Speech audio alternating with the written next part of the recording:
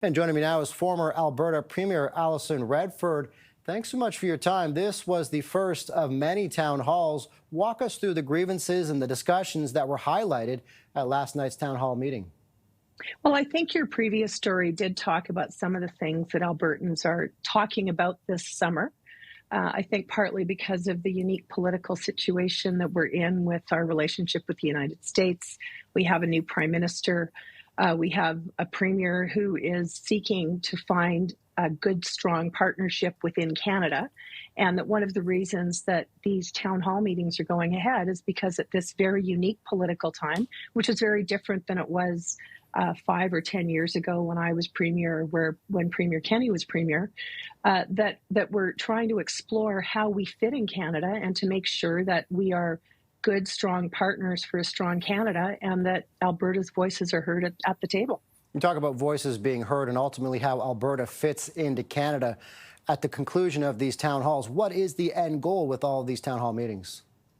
Well, I think that one of the things Premier Smith is really being celebrated for right now is her ability to take the time to listen to what Albertans are saying about what makes sense for Albertans. And that's not only in terms of Canada as a federation, but also agricultural policies that are important to people. You know, we've just gone through the Calgary Stampede, and there's been a lot of talk about what agricultural diversification looks like. We had, as you're seeing that picture there of Premier Smith and Premier Ford putting together the interprovincial trade agreement. So there's a lot of opportunities where Albertans are seeing that by being able to share their thoughts with the Premier, it's allowing her to reflect what we would like to see our place in Canada being. And I think that these are part of that dialogue, and I'm glad to see them happening. Ultimately, how do you see Ottawa reacting to this? Well, I think I was asked a little while ago about the Alberta-Ontario agreement, and the narrative that was being put on it was Alberta wants some things, Ontario wants some things, and those things are all different than the federal government. And I don't actually believe that that's the political environment in Canada right now. There's a lot of hard conversations taking place, but the point is they're taking place in First Ministers' meetings, interprovincially, between premiers and the Prime Minister. The Prime Minister is listening, and I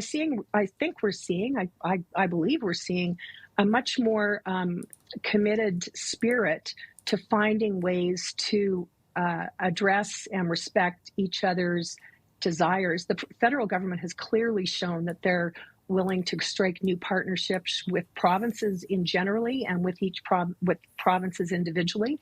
And I think this is part of that. So I don't see it as ever one set against the other, but it is a different way to have conversations in Canada, and I think this is part of it.